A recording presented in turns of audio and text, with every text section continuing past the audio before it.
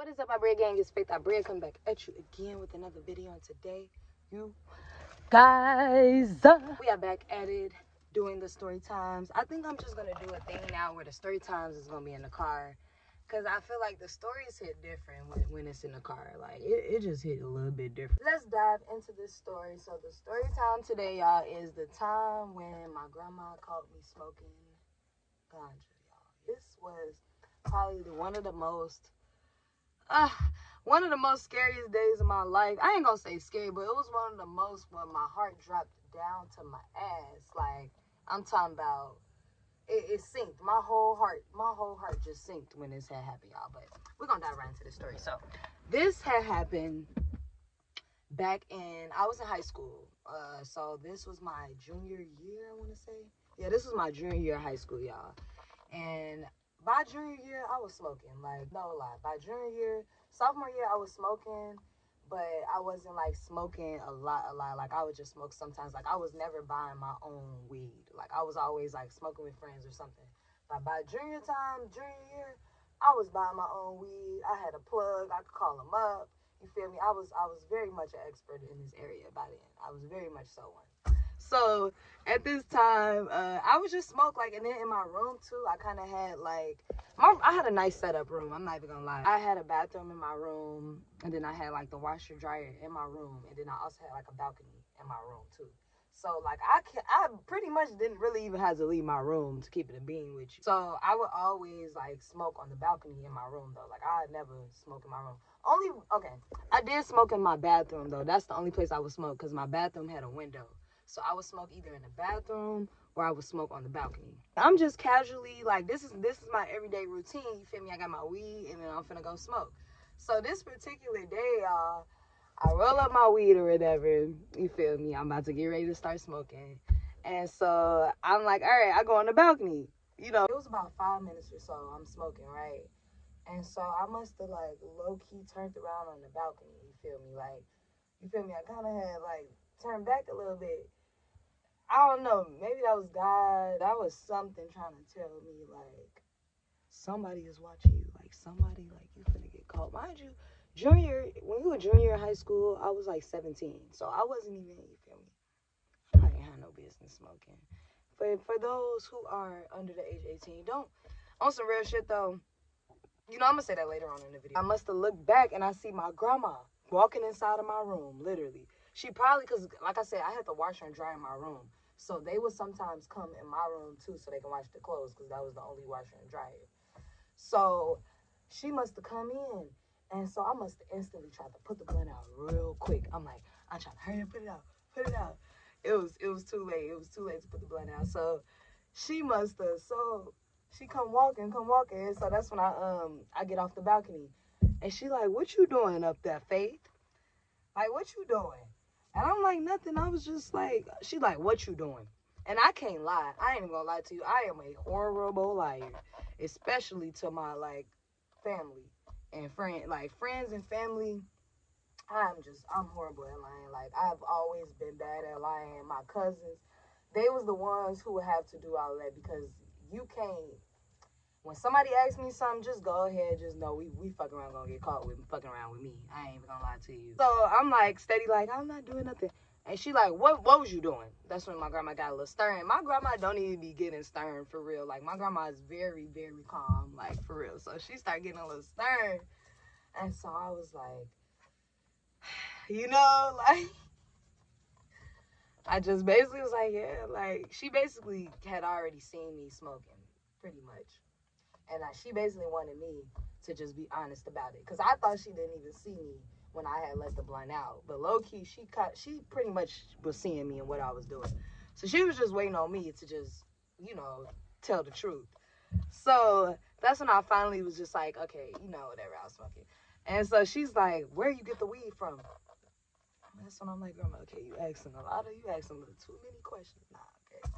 So she's like, where you get it from? Because my brother smoked at the time too. So she like, where you get it? You get it from your brother? And I'm like, no.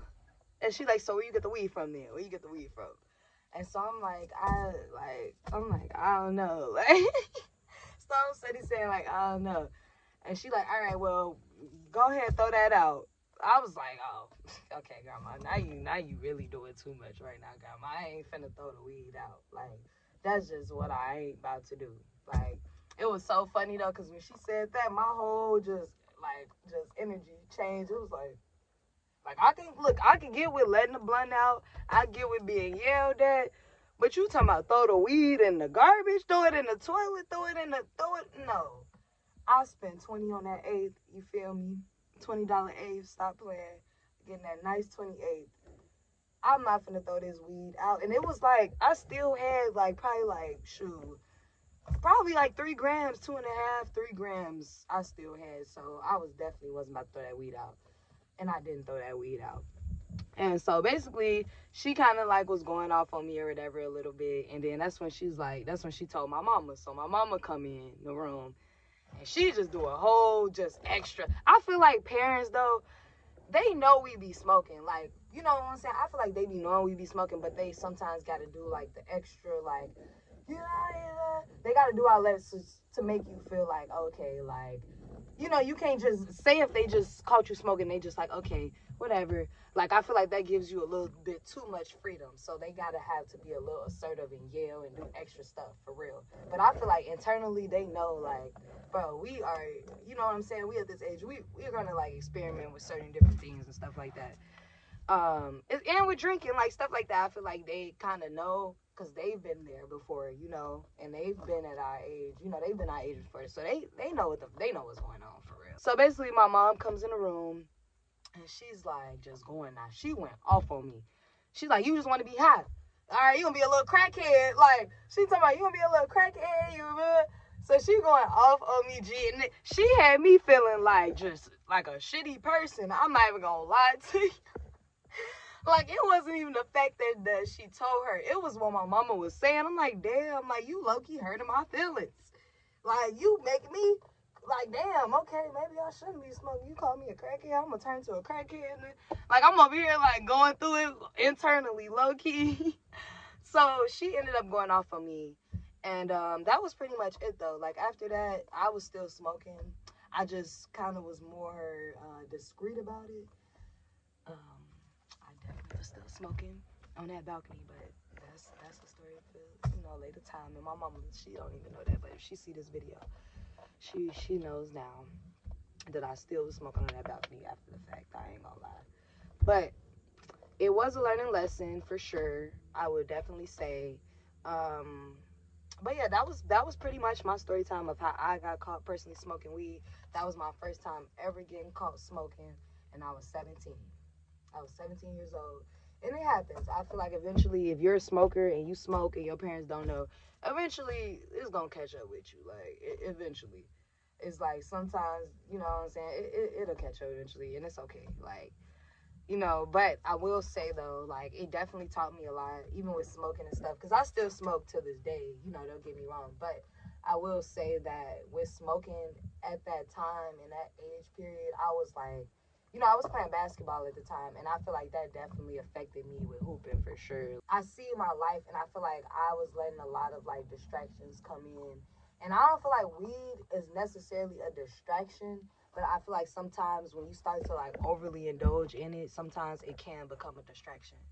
So I'm even working on that now, of just like, all right, knowing when to not like overly indulge in it, because I know I got, you know, shit to do, or I got, you know, so like I'm not one of those people that's gonna condemn weed because I'm a weed smoker myself. But I will say though, like, you know, just especially being an athlete and just certain stuff like that, like I just wish I could have like went about things a little bit different, because I feel like my focus might have been a little bit better if I was like not smoking, or even just like, you know, I was high school, I was having a lot of fun. I'm not gonna lie, like I lived a lot in high school, and that's why I'm at this age now too, where like I had fun, but like I had a lot of fun in high school. Like I really did. Like my teenage years, I had a great time. Moral of the story is though, don't let your grandma catch you smoking weed. Okay. End of this video, you guys. Let me know y'all's story. Like, share, and subscribe, and I will catch you guys in the next video.